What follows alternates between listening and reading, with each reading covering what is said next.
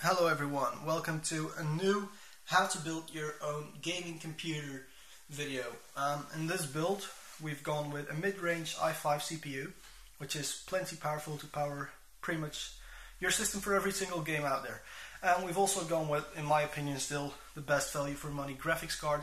Got some really fast RAM in there and just entry level different stuff, because with the previous video a lot of people didn't really get my way of thinking with the case, with going with giant CPU coolers, and you know, that was an enthusiast build. I just did it the way I wanted it to have it done, and this thing is just like low budget, full power. So this all you can see right here, that's only 900 euros, which is a PS3 and an Xbox One, sure. But your games are cheaper on PC, even though you can't resell them. Although there has been some code found in Steam which can help you lend games to friends over Steam. So that's all pretty good. And you know, graphics power is everything with PC gaming, and also the gameplay and everything is just a lot better. So what we're going to start off with is, because this is just a show of all the parts you're going to need, I'll put the links to I'm just going to put the parts in the comment area, and then you can see what we've got here. First things first though, my power supply, which is over there, was sent in bulk form, as was my hard drive, and also the optical drive, which is another thing people didn't get in the previous video, because I did not go with an optical drive. Anyway, graphics card, we're not going to need that until the very last moment. These two guys, we also are not going to need them for a while. Power supply will be the first item. Nope, actually not. It's a Prodigy shirt. Prodigies are assembled slightly different than other cases. These will be the three first items we're going to use. So I'm just going to get closer to the desk. My nice and shiny, but very much scratched desk, probably because I just, you know, pull cases around it all the time. So anyway, let's first make sure we're not having any static shock on us, so just touch something. That's how I do it. I mean, people sometimes go with, shouldn't you ground yourself? Only if you're a complete noob and you're very afraid of everything. But grounding yourself is just a waste of time, in my opinion. I don't even care too much about how I put the motherboard down or anything. So, I mean, yes, I will probably get flamed for that again in the comments. However, nobody cares. Intel boxes come very well sealed, so there my scissors are. So we just cut the seal here with scissors, because I don't have an unboxing knife like the professionals over here on YouTube. I'll get there one day, don't worry. So, what it comes with is the stock cooler and the CPU, and a little booklet which no one's ever going to read. To get the CPU out, this is pretty annoying. You first have to drop the cooler out, and then you just push this thing, or whatever way, and you just get this one out, and you just throw this one in the garbage, or you keep it and put it back in the box for resale value later on. So yeah, I will never use a stock cooler, because stock coolers are wrong. They don't perform very well. They're pretty loud most of the times, and yeah, do not use stock coolers. And yes, I am taking some time putting everything nicely back into the box, because I don't want to lose anything. Anyway, this little guy right here is an i5 87I-plus, so it's not overclockable, because my board is a chipset, so you can't really go with overclockable stuff anyway. So the little black part, you take this CPU protection, you take that off, all the socket protection. There we go. Then you open up this guy here. Do not drop it. It's way too expensive to drop it. And then here's your CPU, like that. So then you just have a quick look and figure out how to align it. Most of the time it's just so that the readable stuff is facing downwards. There we go. Do not use the touch the top of the CPU. And then this thing is going to be pretty frightening, this part right here, because it will make cracking noises and it will require a lot more force than what you're comfortable with. Quite a lot more force than what you're comfortable with. But that's just to make sure everything is very nicely in place there. But nothing broke, so we've done good, which was another thing people were commenting about in the previous video, that it took me too long and that I'm a complete noob and everything, but hey. So, next step, and actually no, not the next step, first step, I'm going to install the CPU cooler first, or aren't I? Nope, I'm going to do it later, because of the way the case works. Anyway, this is some GeIl Evo Veloce RAM, so it's CL10, got 8 gigabytes of it, and it runs at 1866, which is pretty much as much as the chipset will handle. No idea what that caution thing is. If something says caution, it's mostly very dangerous, so you shouldn't read it. And yeah, actually I'm not even going to install the RAM, so sorry for that, guys.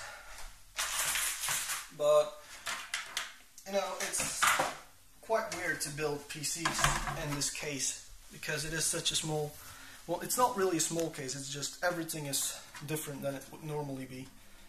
So what you would do next is completely disassemble your case, right? So everything that can come off, you take everything off, you put the screws somewhere where you know you're not going to lose them. So that's the side panel off. If you're wondering why there's no hard drive gauge, this is an extra hard drive gauge, which we're not going to use. So I already took that one out. Same for the back of the case, of course.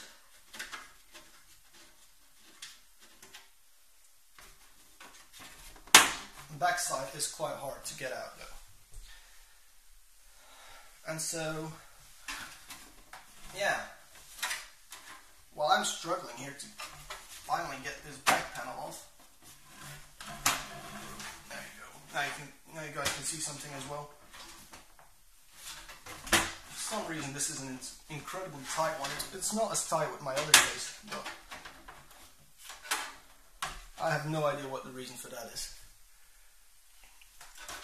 You know, you're gonna, when you're doing a PC, you're gonna find some little issues along the way, like for example a back panel not coming off very well. There we go. This is your back panel. We're also not going to need that in the near future. Anyway, yeah, this is just right here. That's where our motherboard has to go. Now, because we're using an aftermarket cooler, we are going to have to put the cooler on first. So, out with the box, with the case, in with the cooler, and also in with the motherboard. There we go. So hard to do this on camera because I constantly have to avoid walking into my tripod.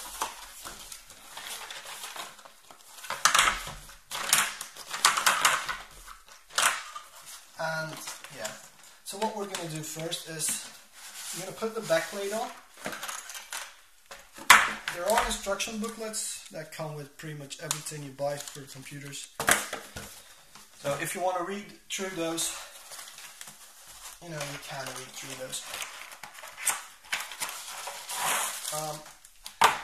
This back includes all our stuff, so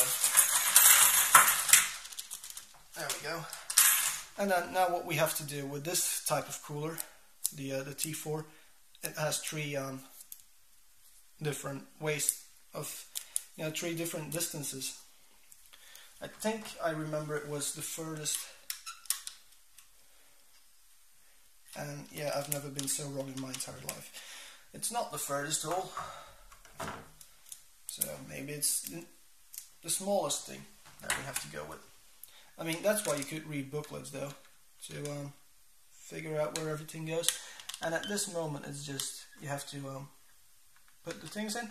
And, you know, right here, it looks like we have to go through the second hole. Also, if you use plates like this, make sure you put every single one through the same distance, so your backplate isn't on sideways or something. Now, where the hell are these things? There we go. And now our backplate is on. So you just put it down on your desk like so, and I just touched the thing. So if you got greasy fingers, that's not what you want to do. What will we be needing from this? As far as I remember, these now, oops, yeah, that's not what we want. These screw on like so. Every single cooler is going to have a different mounting way. Make sure you have your stuff right. I mean, this is a bag with 2011 screws, so make sure you use the right ones. I don't think you can make an error on this specific thing, but you know, people always make stupid mistakes. Also, with the way these mount, you don't have to put it as tight as you can all the way at the start, because the top screw will actually turn this screw even further. But anyway, I am now going to get the booklet, because it's been quite a while since I've used this cooler, and I don't want to put the brackets on the wrong way. So this is a giant book.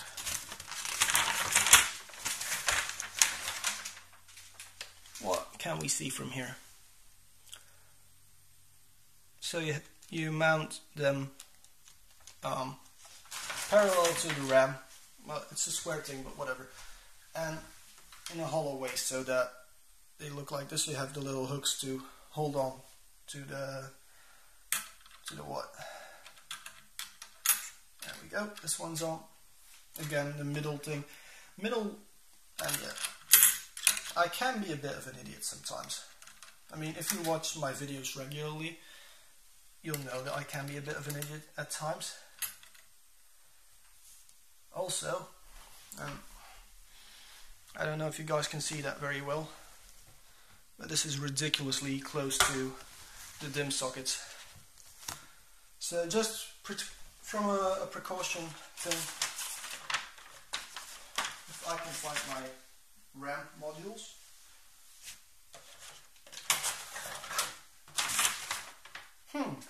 Okay, so I've lost my RAM. Oh, there it is. My nice little red RAM, which I just bought because it was cheap, and because the computer isn't a computer for me. So I'm gonna install one of these already, just to see if there's actually any room for them. So with this board, it only works on one side, so what you do is you just open the things on the side. With this board, it's only on the right. And then you just push it in.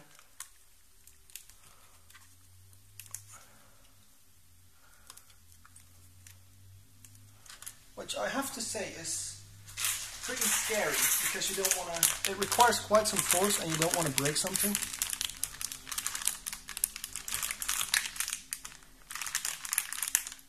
There we go.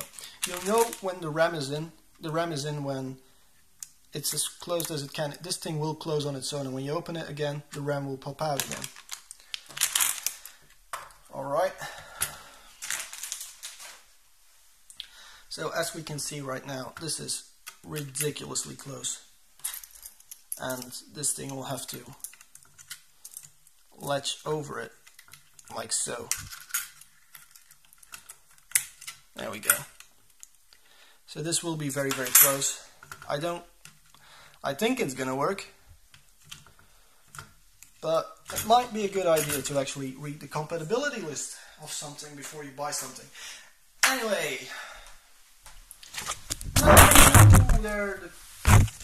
oh, it's still recording. That's amazing. What a quality phone we have here. So, another top tip, when you're recording a video, do not kick your tripod and throw your phone on the ground. That being said though, this is quite a strong phone apparently. So, next step, you get the cooler out of the box. It comes with a plastic thing to protect the surface. Don't pull that one off till the very last moment. And then the next step is to get this little bag of thermal paste, and we're going to open it. The internet is filled with discussions on how to apply thermal paste. Some say you have to actually, what do some say? This is almost like Top Gear, what does some say? But no, there's the discussion on whether you just put one drop in the middle or actually spread it out nicely. I tend to be a lazy type. So what you do is just put a tiny little bit, the less you use the better, in the middle of the CPU. Then you put the thermal paste away so you don't get it all over yourself, because it is a mess if you get it on you. Alright. Next step is, what is the next step? No. Did I forget? Yeah, I forgot something. Cool. Okay, so you also have to put these on and screw these into place. Actually, I should have done that before I applied the thermal paste. I know, sorry. That's why I'm making a video, so you guys don't make these stupid errors.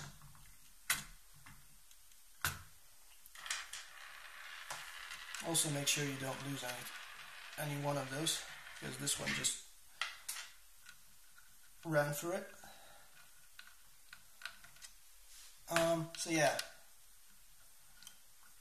this is all very small stuff, so it might be a bit hard to get it on there. Just try not to spit while talking into, yeah, whatever. It's actually a pretty weird mounting mechanism, this cooler. It works, it's pretty toolless, it's completely toolless actually, but it's a weird mounting mechanism, I have to say that.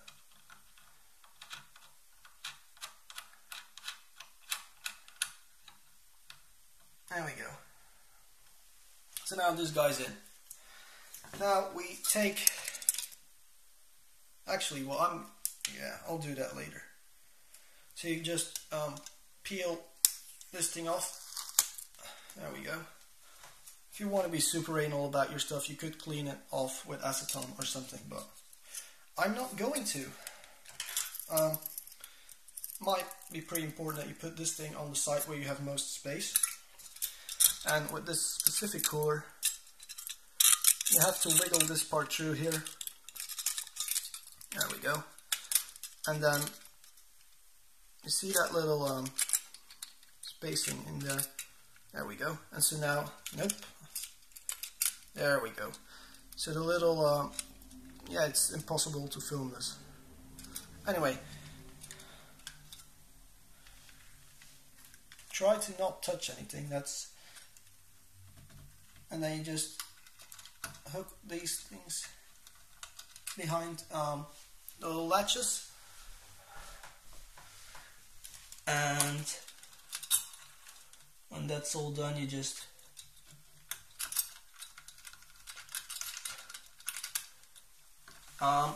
put the yeah, we're running into a bit of an issue here with a capacitor.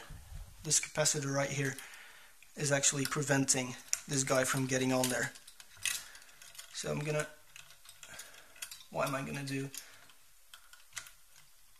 Yeah, there's absolutely no way I can just get it on there. So we're gonna loosen these guys up a bit.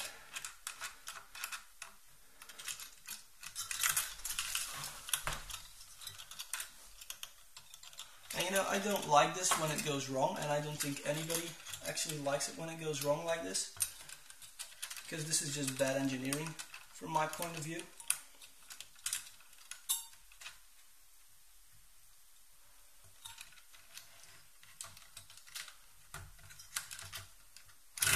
Oh crap.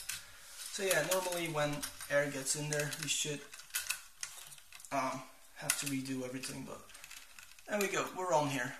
Good. So now I'm semi-latching it, and then I'm screwing. Can you guys actually see this? Because I'm sitting here on my knees looking through a hole in my tripod. And you have to make sure these are back in place. This is just something that's gonna happen. Some coolers and some motherboards aren't the best friends. And so, there we go, that's all in there. It may not always fit. And actually with this thing, it's like with a stock cooler, you just pull the latch and your cooler will be right there in place, as you can see. Then what I always do is I straighten it all out nicely, because I am a bit anal when it comes to that. Next step, for me at least, you don't have to do this, but all these plastic labels, I hate labels. So I'm going to cut them off. I should have done it earlier on, but I had my thermal paste on there. Try not to cut the cables off, you know, your fan. I don't like all the stickers and labels on everything. It says you can't throw it away. I don't know why anybody would throw it away, but I mean, there's weird people in this world.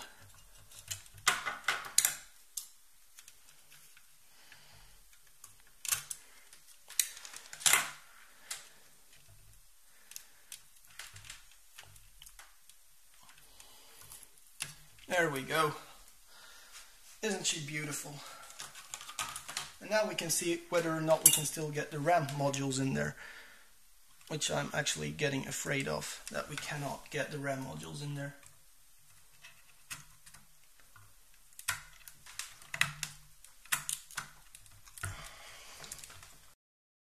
Alright, my camera keeps pausing because I reach maximum file size, because I'm recording this in just about as high of a definition as my camera will allow me to. But as you can see, this is the closest fit in the history of RAM modules. That's a first for me. So now we just get both of them in.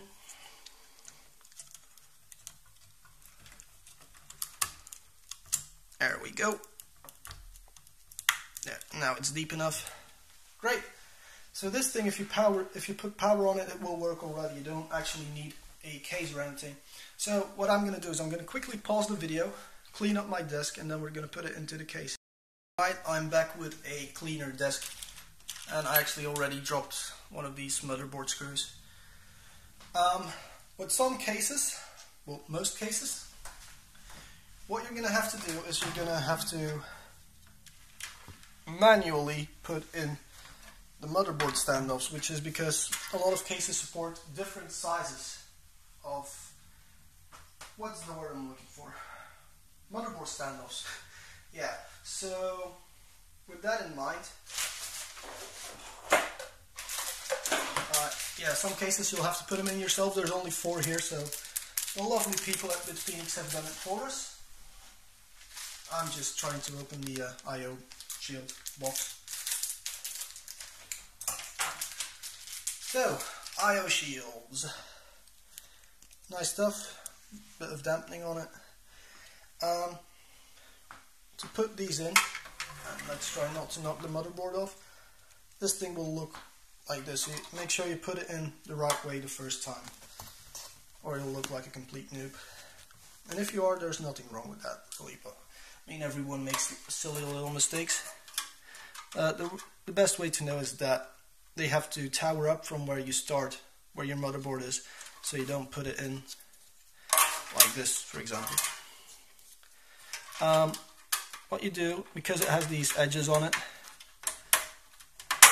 you'll just have to push it in. It'll make a nice little click, and here we go, motherboard is in. If you go with more expensive motherboards, it will be colored backplates, and it won't look half as ugly as this one does right now. But this is just, as I said at the beginning of the video, this is a budget how to build a gaming PC video. So now, and here's where it all went terribly wrong last time. Right now we can just, I hope so at least. Yep, the cooler fits. And yeah, let's rejig our camera here.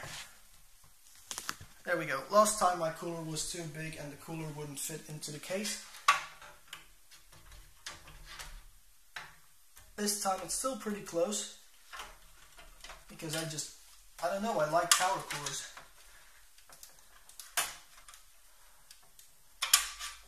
And so now what you do is you just push it against the I/O plate with one hand, and then you just put the little motherboard standoff screws in with the other. And if you are someone who can actually think ahead, then it would have been a smart choice to actually get a screwdriver first. So, where is my screw? There we go. I haven't actually checked whether or not it was the right screw I'm using. So it comes with a bunch of screws. And it seems like, is this the right screw? I think it is though. So push it in, put a screw in, make sure the screw fits in the hole. I mean, you can test whether you're using the right screws or not before actually putting everything together.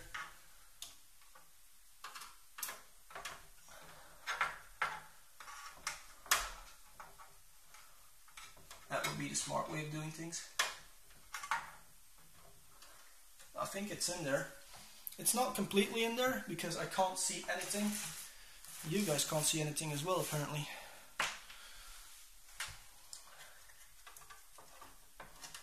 I think I put the screw in there sideways. So, okay, this will probably be the easier side to work on. So yeah, you start off with the easiest side. Also, with some cases, you'll have to put a lot of cabling in first. Not with this one though.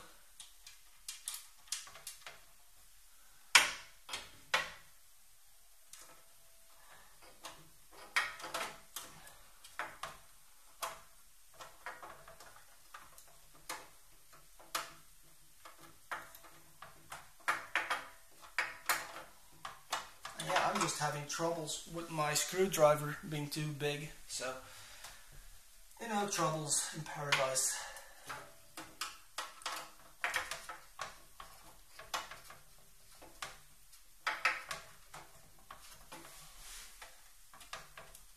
Yeah, it's not at all in there. Cool. This is not a right screw. Where are my right screws? I mean, a lot of companies actually do label these a bit better, but, you know, keep in mind this is only a €70 case, so for that type of money, you can't really expect everything, can you? Well, you can expect, but you're not going to get it. So, oh my god, this is a nightmare.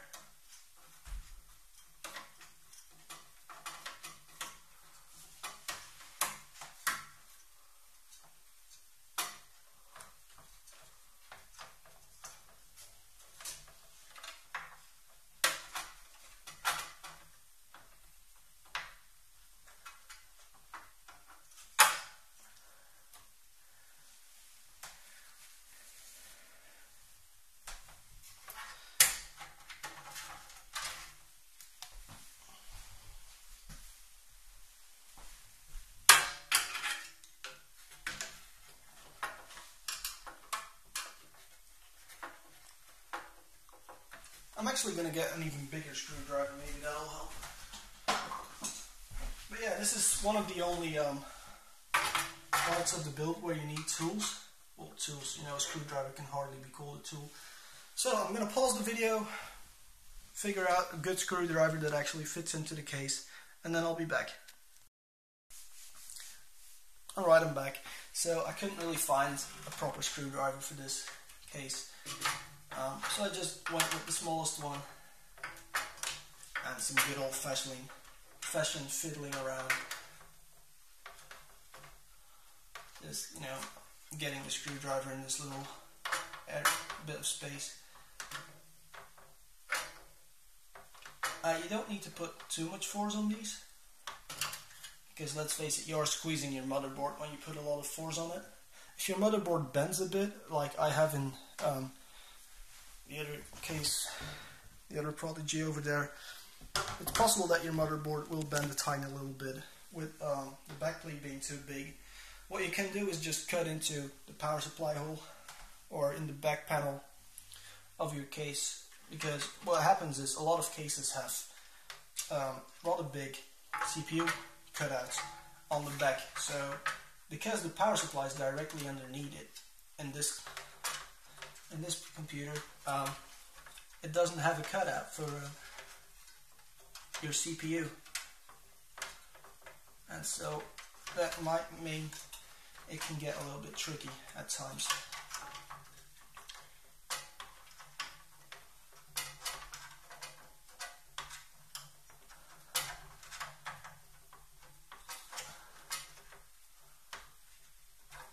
And you know, if you don't like this fiddling, you could just go with a bigger case, but everything is in place. Yay!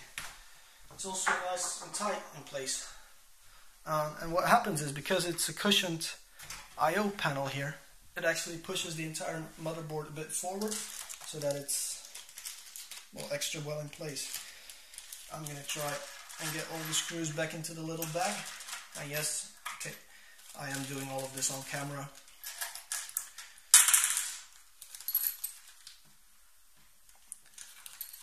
So what will our next step be? I think our next step is going to be the hard drive and the optical bay. And the optical drive, really. And yeah, that will be the next step in our process. I'm gonna leave the power supply for the very last moment.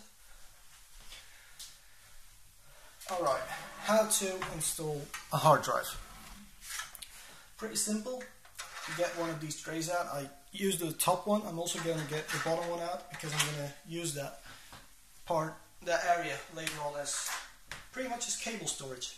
So you get your, and there we go. Get this guy out. Hard drives are shipped in bulk format, so because of that, I mean, these are actually pretty well packaged, I have to say. A lot of times they just come in their, what is it called, electrostatic discharge bag, ESD bag. So the lovely people over at Casing have actually packaged this one themselves, it seems. So there's your, that was pretty loud. We're using a Seagate Barracuda because it's cheap. It's a 2 terabyte drive. It's a cheap drive, works very well. And now you figure out where to open it. Actually, nicely folded it. And I'm gonna buy a knife later on.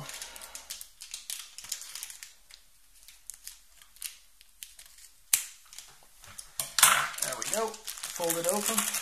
That's the first time I've seen that they actually take the time to fold something. So, because it is gonna, oh, there you guys are.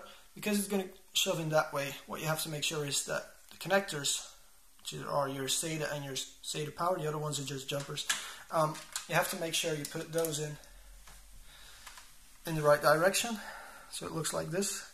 And then you align these pins with these holes. Pretty simple. You can also use screws if you want to. So I tend not to use screws, mainly because I'm a bit lazy. What you can also do is actually pull them out and then just push them back in. So, because this is impossible to do on camera, I'm just going to pause for a while. Alright, I managed to get it in. So then it will just look like this, and you can even put a screw in on the sides, but I'm not going to bother with that. And up we go again. Now what you do is you just slide it in like that. So, have we done anything hard up till now? I don't think we have.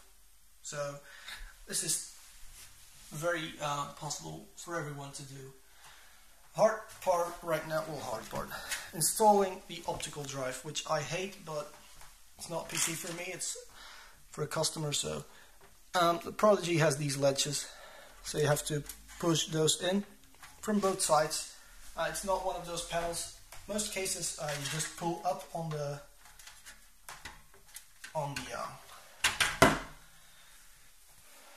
what? On the front panel, yeah. And when you pull up on the front panel, everything will just come off. There we go. This one, it's a cheap case, so it's just in there, it's cut, but it's not completely cut, so you just bend the metal until it breaks off. It's a weird way of doing it. It seems a little bit counterintuitive at first, but that is how it works though. And so now for this area, this one just comes with screws. Some of the screws hold soft touch orange plastic on to the back and the black plastic. So if you're going to be painting yours a custom color, you can just unscrew everything.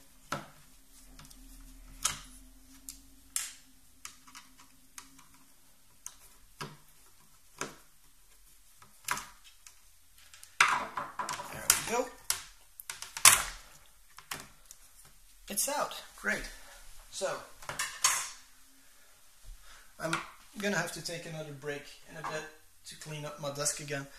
But now we have a front panel with a hole in it. Great. That looks amazing, doesn't it? But you know, some people just prefer their optical base. Again, scissor time, another bulk packaging.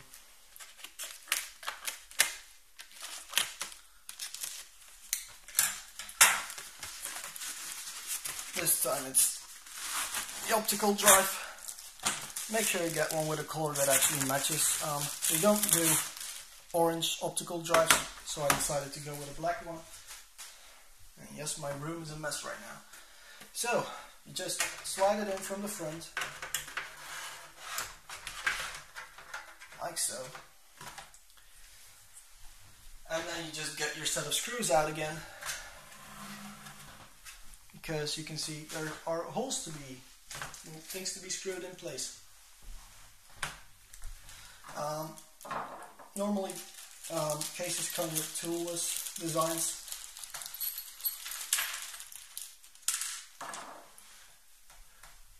This one doesn't, so yeah. A top tip is to just put one in to hold the optical bay in place. And I'm happy I didn't scratch the paint there. So you just put one of these in. Don't even push it in all the way. And then you get your front panel.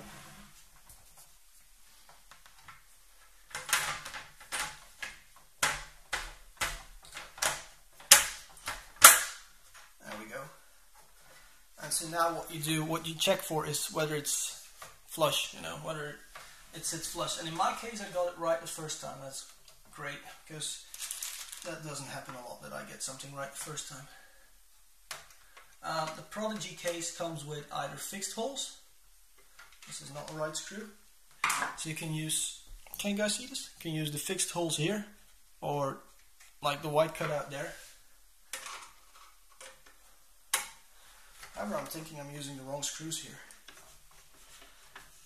Nope, I'm not. The thread was just a bit extra thick from the powder coat on it. So I'm just going to put 4 screws in. 2 on either side, of course. I'm not going to change the fans in the case this time, because if I did, that would be the first thing I started off with. And to be honest, at the moment I'm just saying things so you guys don't have to just watch a silent video. I mean, I'm not saying my voice is so amazing or anything, but yeah, whatever.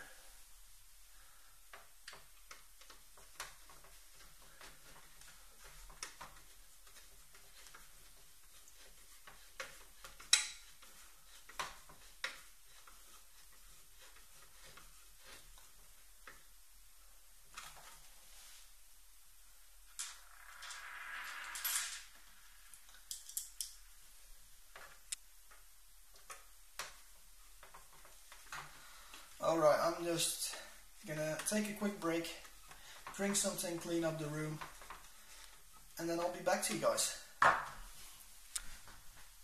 Everything's in place now.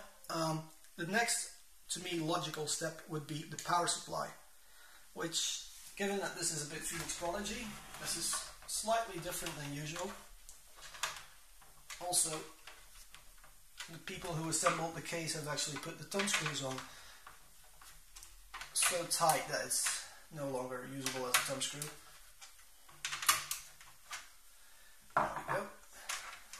So what we do with Prodigy is different because most cases have the power supply in the bottom or in the top. This one has it in the bottom, but the motherboard sits on top of the power supply. And so they give you one of these thingies, and you have to first get some room. You grab your power supply. This, sadly, is not a modular one.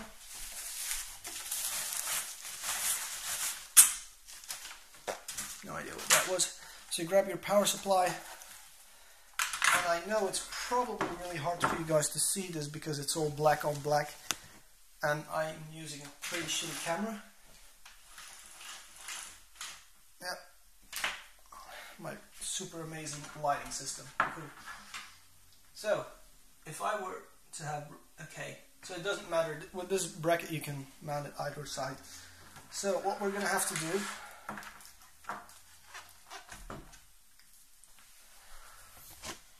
is first of all mount the bracket. There we go. And next step, I guess, would be to figure out which of the screws you have to use. I'm guessing these are the right ones. Or maybe I'm wrong. No, they don't label these, so that makes it a bit harder to figure out what screws you have to use.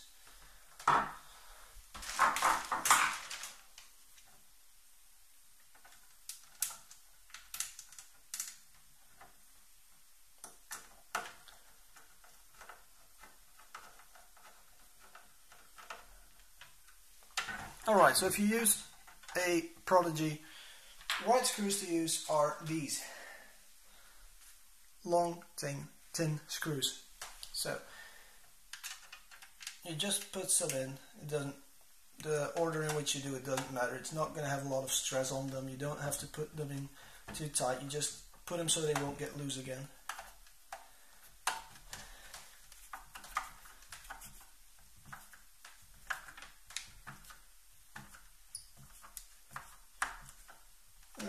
That's tight enough.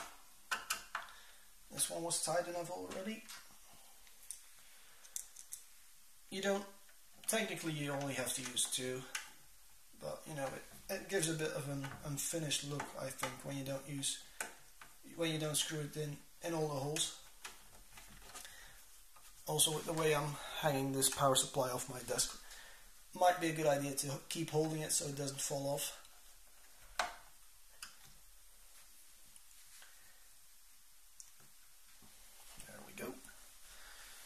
One screw to go. If I can find the hole. Damn it.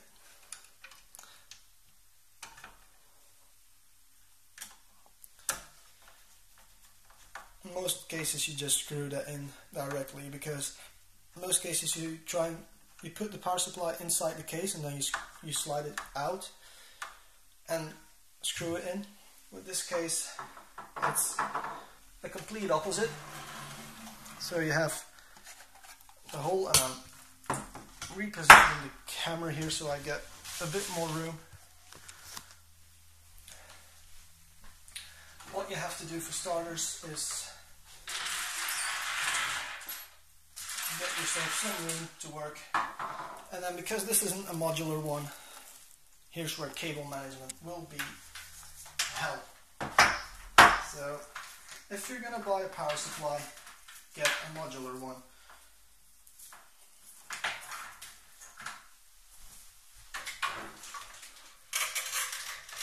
So what I'm going to do is I'm going to route all of the cables through there. And you have to do this before you actually start building with this case. Because later on there will be no room at all.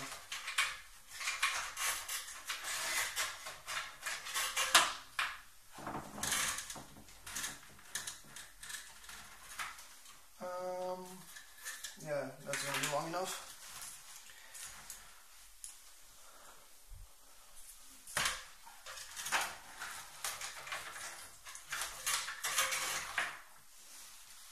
And our 8-pin, we're not going to route the 8-pin through there. 8-pin is going to come through there. Now this motherboard has only got a 4-pin connector, so we don't really need an 8-pin, but and then the 24 goes through here. There we go.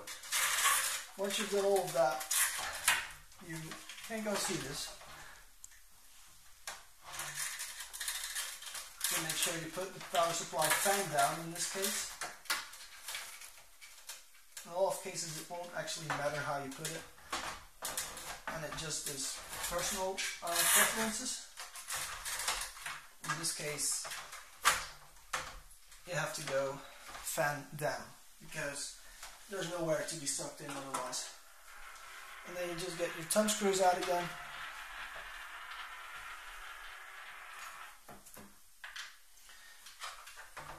Find the holes. Also with a Prodigy, the shorter your power supply, the easier it will be to get everything in. Me with the other one, I'm also using the quiet power supply there, but it's, I think it's 2 centimeters longer. So the cables are very, very tight. Also with modular power supplies you will need a bit more room for the cables to come out and bend because of the connectors. But anyway, look at what a mess we've just made with all these cables. Easiest thing to do right now is to just plug everything in. So this is a 3-pin from our rear fan. This is, what is this, another 3-pin? Alright. This one is CPU fan. So let's start with CPU fan. I'm going to make a little loop here because I like my cables to be very, very tidy. So little loop. And so now we have a tiny little problem because I don't actually have anything to run these fans off, because my power supply only comes with Molexes and the case did not come with Molex to a 3-pin. So maybe you'll have to buy that one separately. You can also put the fans on the motherboard, but I'm not a big fan of that. So I'm going to get a little adapter for now. So I've got these things, which are Molex to other power. You can also do them yourself. So if you just connect the right ones, you have the right amount of power. Pretty simple for now. The 24-pin is going to have to go in here as well.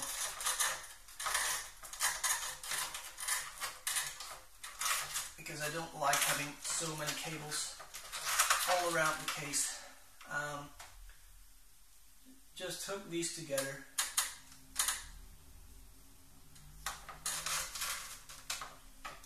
Push them into, make sure you have them in the right length. Also, some noobs make, some people make this mistake when something doesn't go quite right. You have this 8-pin and this 8-pin. This is a CPU 8-pin. This is a graphics card 8-pin. Do not mix those up, or you'll fry your entire system.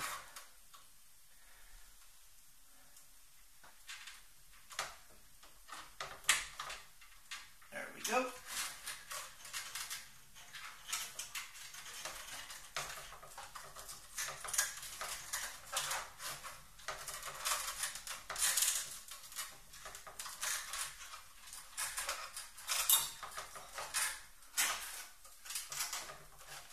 Yeah, this is obviously incredibly tight because we are working with such a small case. But just because you have a small case shouldn't mean you should have messy wiring. Alright, so this one has to go over there. So we're just going to let that one dangle out there for a minute. And then we have our SATAs. Yep, these are all SATAs. So we're not... Am I going to use one of those? I think I might just use one of those. Alright, so what we're going to do, and I don't know if you guys can see this. Yep, you can. So this SATA cable fits into one of the SATAs on the optical drive. And so you just push it in and then get the rest of the cable out of the way. Like this, pretty simple, right?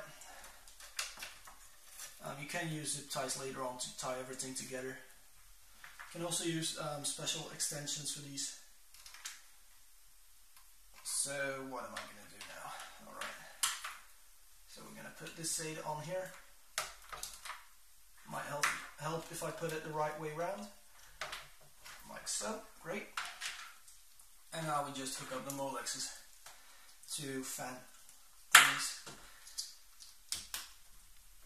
Now the thing with Molex connectors is they never ever fit together well. So you're going to have to push them pretty hard to bend the pins ever so slightly. Yeah, that one went really well. Okay, so now you just make your choice with these, how many volts you want to run them at. I'm just going to start off with 12 volts, which is the maximum.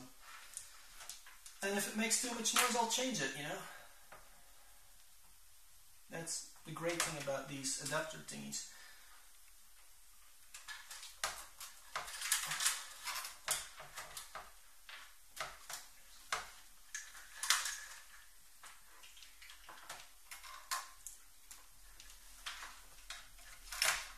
And now you just, I mean, it may look a bit weird that you're just pushing everything in there, but quite sadly that's the only choice you have.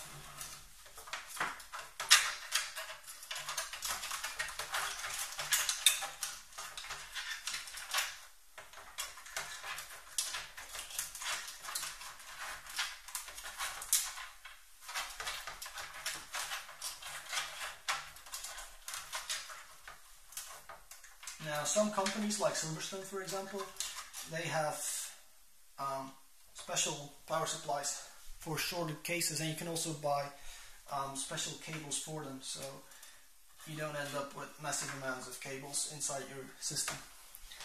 However, we're done. Right now you have a PC you can play video games on. However, we're going to play them at maximum settings, so we're going to need a little extra. So, for installing a graphics card, first up, get rid of all the little bolts you don't need, because if they get into the system, they can shorten out everything, and well, then it will just be a really expensive thing. Let's put it that way. So, cleaning everything up, very important when you're building PCs. Just keep everything as clean as you can, and I will put some more, well, somewhere I haven't put any effort in the cables yet, have I? So, installing the graphics card. First I'm gonna make sure you guys can actually see something. The Prodigy uses, see anything, there we go, this system. So you undo this one first, which is a plate that presses everything down, and some plastic has gotten under my tripod. Okay, once that's done, you get these top ones out. Just use the most massive screwdriver you can find, really. I mean, they are toolless, but I just prefer a good old screwdriver.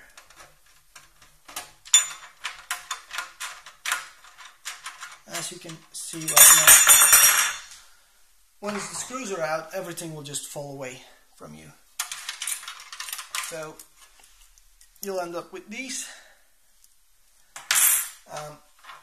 Don't forget the screw that fell got on my motherboard, so if I were to put the system on like that, it may have fried something. Alright, let's install the biggest part of this system.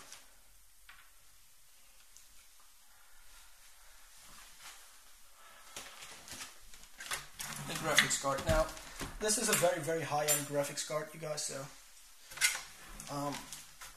a lot of people may not have the money to actually go with one of those.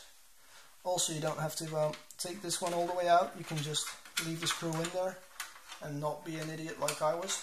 You can just put it on the highest setting for a while. There we go. So graphics cards are pretty much an extra set of what we have here. Well, yeah, you guys can't see it. But a graphics card also has memory and a CPU and a cooler. So it's pretty much like what we've done already, we're just going to do again. But this time with everything already installed into a separate daughter plate. So as you can see, the Gigabyte 7970, it's pretty hefty. There's also a gigahertz edition. Don't buy the gigahertz edition, it's the exact same card. We'll overclock it later. These connectors can stay on for a while. You just have to get the bottom one off. This is for crossfire. Let's keep it on as well because we can't possibly put multiple cards in this system. And so, and I do not know if you guys can see this actually. Nope. But you just slide it in there, you make sure you get it into the PCI slot here in the bottom, and then you wiggle it a little bit. Once you're done wiggling, undo this thing, this will fall down. You then get the other two, put them in these holes.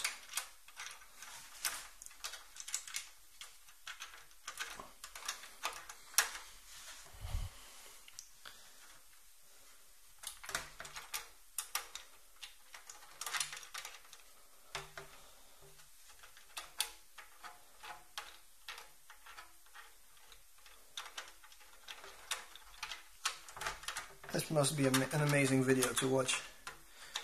I mean, if you guys are still watching this, then whoa. So, screwdriver.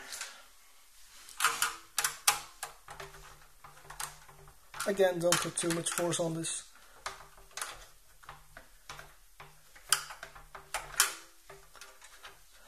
And then let's just do that one by hand.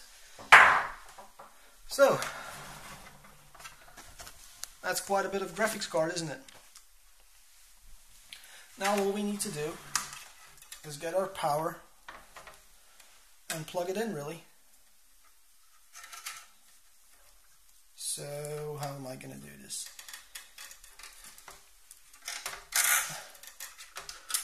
Because I have to say, having an optical drive in a system does not make it easier.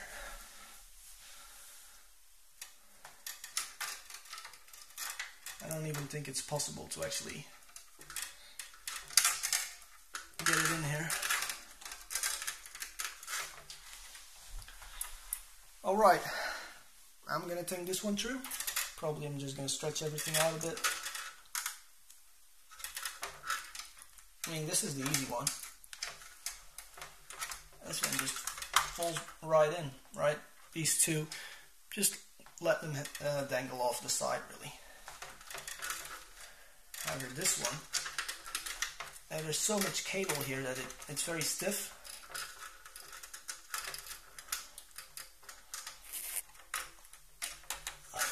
So yeah, I'll be right back.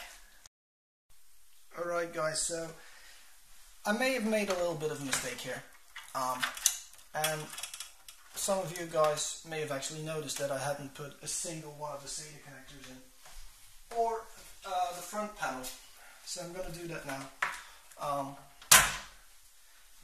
Hopefully by the time you watch this I've edited at least halfway decent, so you know I don't lose too much time, or the video doesn't become too long because of this. Yeah, sorry. So, if only I could find my scissors. There they are.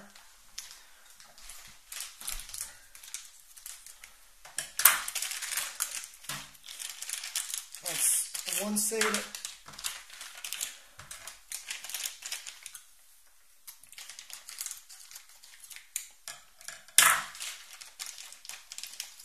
And this is a second SATA cable. So, yeah, there they are. None of them are angled.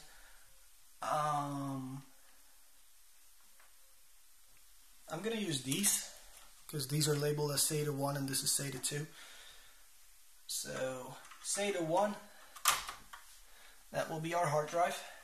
It doesn't actually matter which one is what, but let's say something does ever go wrong, it's important to be able to remember what port uses what SATA cable, really. Also, SATA 3 hard drives. I don't really see the point in it because a hard drive cannot max out SATA 2, so there we go. That's the SATA cables in. Let's redo this one a little bit.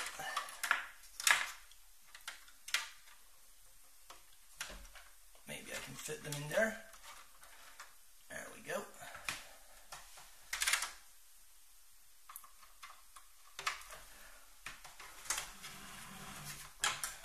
And then this one goes into the back of our hard drive.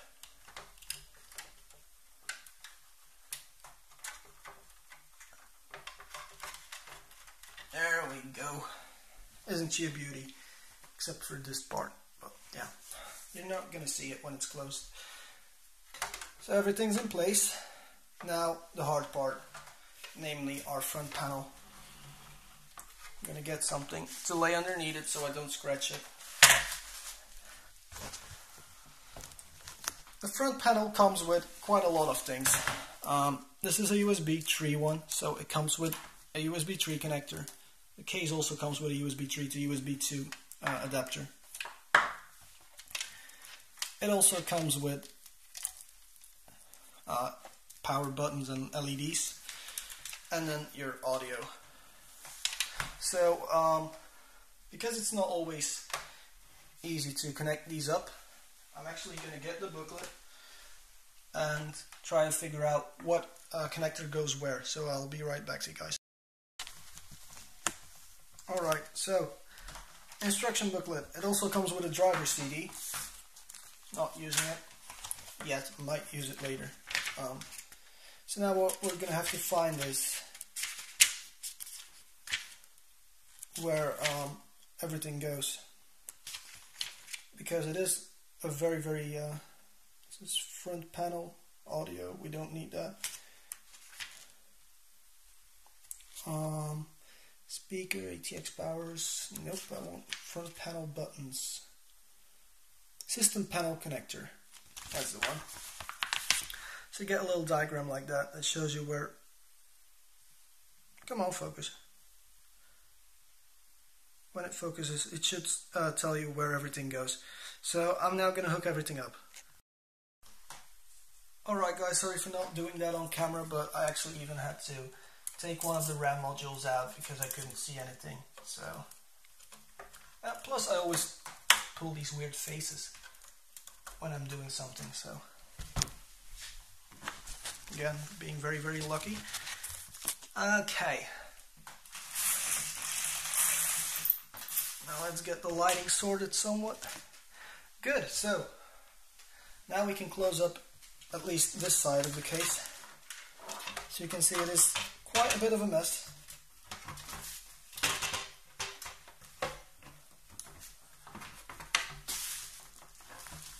It also doesn't fit very well. I think we had a bad sample, really. There we go.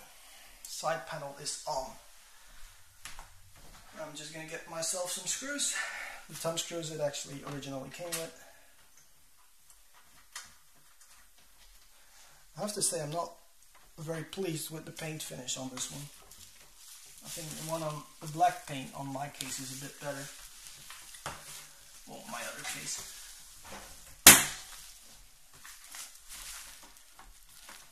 There we go.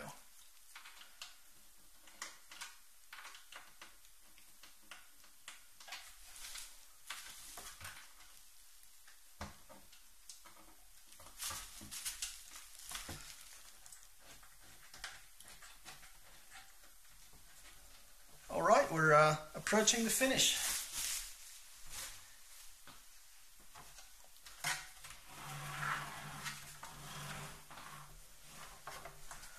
Okay, so first step, I'm gonna go audio first.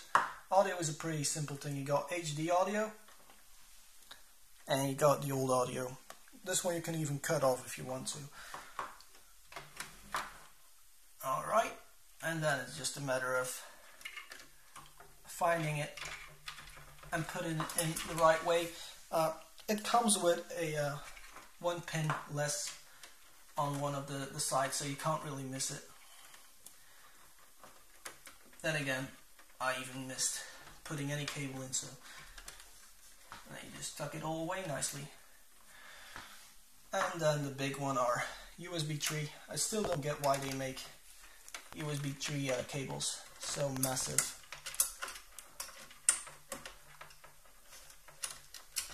And these, I mean, they're absolutely giant, you know.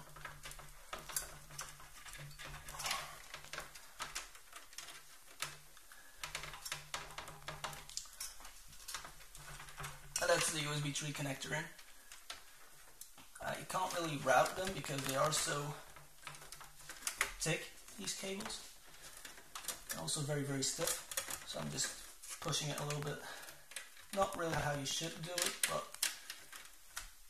if it looks stupid and it works, it ain't stupid, right? But yeah, so let's get these out of the way first. If you buy a bigger case, you won't run into half these problems with cables not having anywhere to go. Actually, I think I've managed to. What the hell?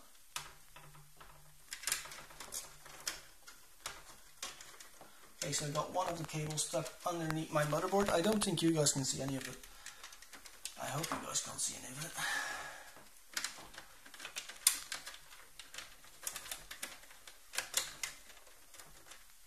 Does this look halfway decent? Yeah, it's good enough. I mean, this is just for the video. I will do a better job later on off camera, but it's just going to take me quite a while to get everything looking absolutely gorgeous. But there we go.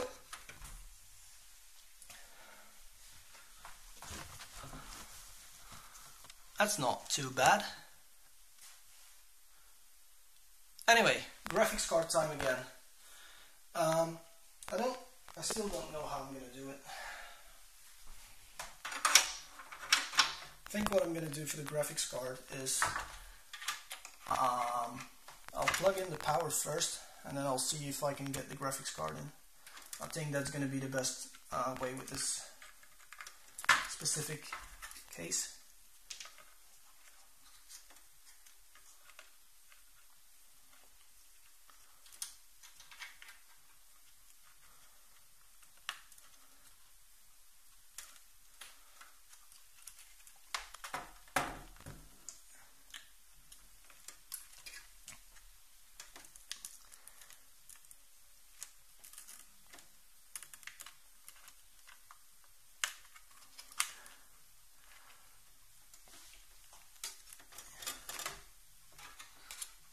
Let's hope this one works, or I might be in quite some problems if I can't get it to work.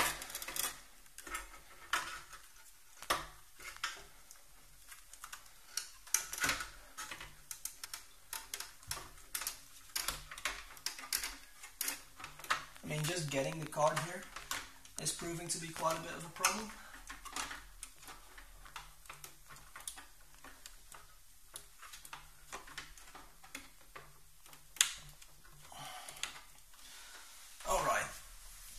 be back when I get it. Alright, so I was able to pretty much just wedge it in there. It's not the recommended way of doing things, but it's in there. So now all we have to do is plug the system in to the power, connect it to a monitor, and see if everything works. Hopefully everything's going to work. I mean, I seriously hope everything's going to work. It should work fine, really. I mean, no need to worry about anything. Other than that, I may have lost some screws again. So, yeah, I'll be right back to you guys. Alright everyone, computer is working. We are now in our BIOS, which is one of those UEFI BIOSes.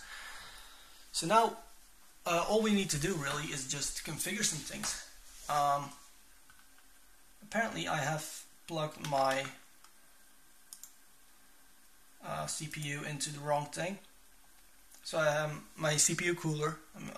Apparently have put the fan. I thought I saw it right, but looks like I haven't. So you can use this BIOS mode. I prefer the advanced mode.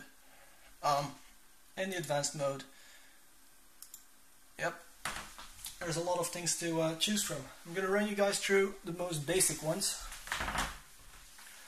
System time. That's, you know, you just press it, and then with plus and minus you can change that sort of stuff. Access level, security options. You can put a password on your BIOS so people can't use your BIOS easily. Overclock tuner. I'm just gonna set it to XMP. So our memory profile is wrong at the moment, so we're gonna have to set our memory profile manually. So it has got to sync, of course, there's no other way. GPU boost, as is, seems good. I just keep all of this on auto. There's no overclocking on this board, so if you want to see all of that stuff, you can go back to the other video. Well, I'm just gonna run everything on auto. DRAM. So for the RAM, as you guys can see, the RAM was stock running at the wrong speeds, so it might be helpful to keep this part. And on the box it should say what voltage it has to run on. It doesn't. So I'm guessing 1.5 volts will be plenty, really. I'm just wondering where I can actually set the memory timings. There we go. DRAM timing control. 10, 10, 10, 32. So that's all great. Amazing, cool. Okay, so that's all. This all seems well. Then we have CPU monitors. I'm just gonna set this one to ignore. And now I have to. Actually, I could just swap the connectors over. Yep. So I'm just gonna power down the system, swap over the connector so I don't run into any of those problems, and then I'll be back.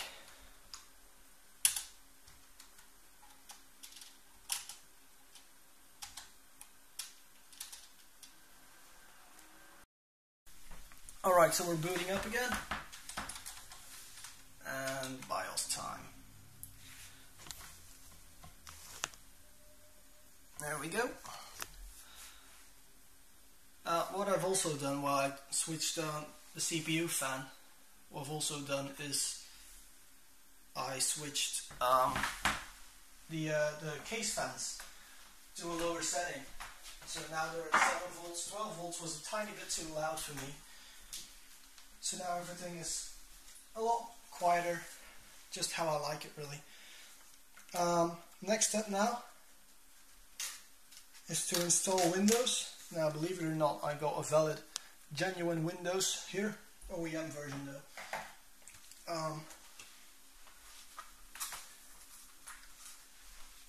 So yeah, genuine Windows. I expect all of you to do the same really, or you just use Linux, like, you know, but this isn't a PC for me. I think with this configuration you could even put Macintosh on it.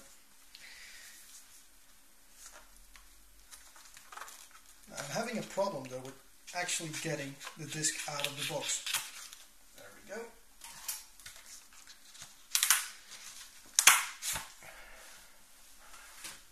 Our Microsoft Windows.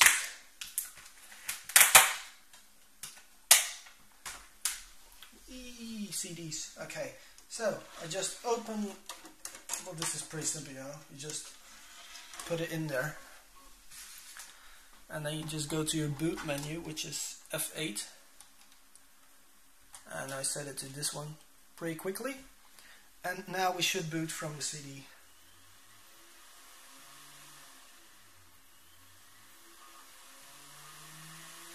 There we go, Windows is loading files. Also, it's like there's a chopper taking off or something, which is why I don't like optical drives. I'm sure there are quiet optical drives out there, but you can also just install Windows from a USB drive.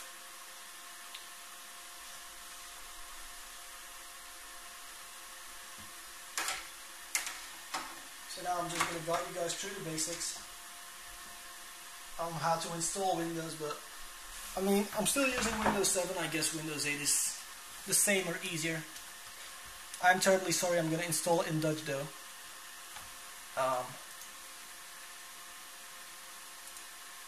There we go. So you just click next, install now, and now it's starting the setup.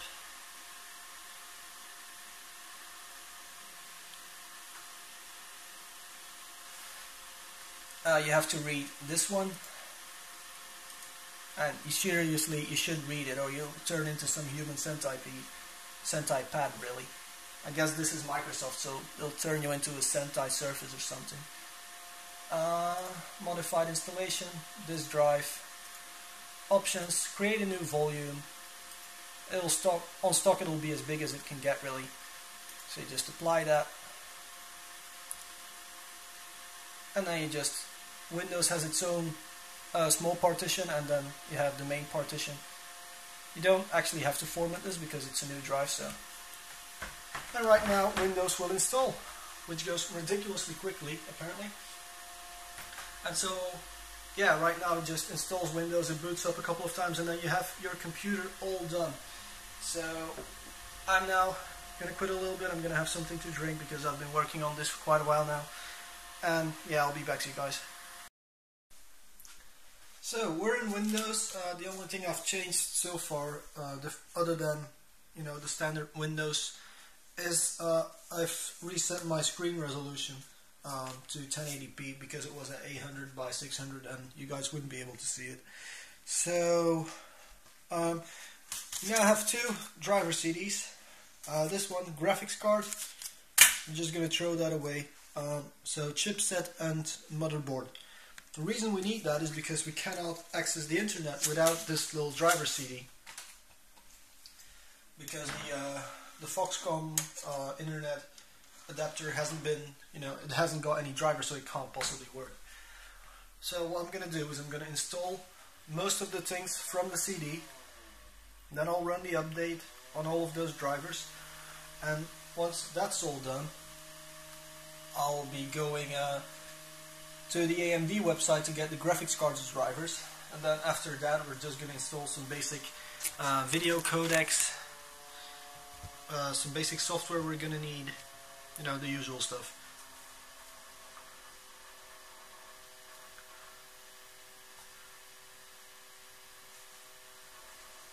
I have no idea why it's taking so long actually to, you know, for the there we go, busy loading.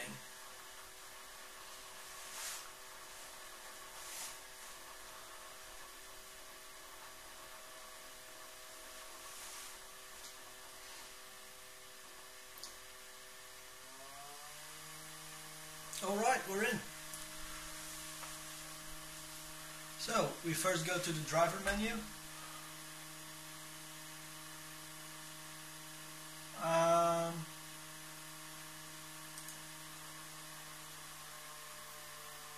cases, install all that. To me looks the easiest thing to use. So just clicking this will probably install every single driver eventually. See, this is why I don't like optical drives. They just make a lot of noise. They're very slow and, you know, whatever. So I'll just speed this entire thing up now. And no, actually I'm just gonna stop filming and I'll be back to you guys when it's done.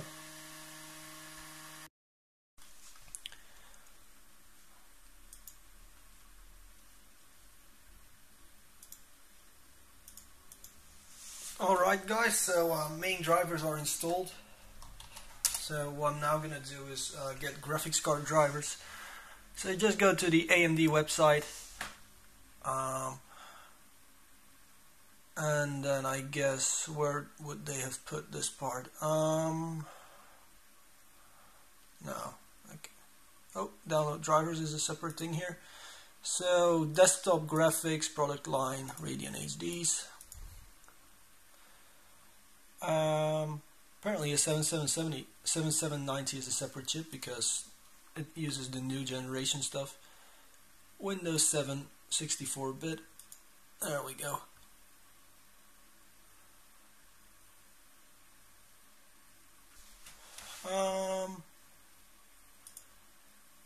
And this will be the right one, so we just run it, and I'll be back when the graphics card drivers are installed. Alright guys, so graphics drivers are also installed. Great. What's this guy doing here? Okay, so now I'm going to show you guys a cool little program. I don't know if you know it, but it's called Night. And what it does is it helps you install a lot of programs at the same time. However, I'm forced to use Bing at the moment, so actually finding it isn't very easy. So I'm just going to go to Google first because, let's face it, Bing is a piece of shit. Google.com. There we go.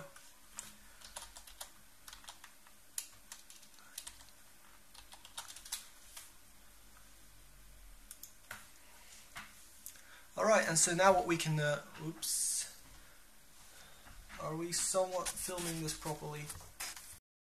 Alright, so what this helps us do is we can just select our browser and what we need. So we're going to go with Firefox. We're not going to use any of this yet. QuickTime, K-Lite codecs, a VLC player. Nah, we don't need it. Java is already on there. .NET, Silverlight, Shockwave. Do we need any of these? I don't think so.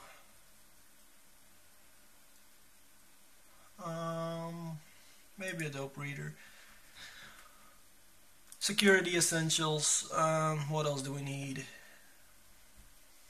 Maybe Notepad++ is always helpful to have around. The thing is, this PC is not for me, so I don't really know which ones to get. But anyway, once you have selected the stuff you want, you just click Get Installer, and then you can just download the installer. Just run it. And now what it's going to do is it's going to install all the software you just selected automatically. So you don't have to get all of the setup.exe files for all the software. The program will actually get it itself and install it all together. So it's a cool little time saver, and you know, it's very, very helpful if you have to do multiple PCs or something. Or if you know already what you're going to use, because this is just a new gaming PC for you. So it's all very, very cool. Anyway, when this is done, I'm just gonna, what am I gonna do actually? Actually, everything's done. So yeah, this is just a final thing. I think all of you know how to install a video game if you want to game on this cool little gaming PC we've built here. If you have any questions, feel free to ask them. That's what the comment area is for.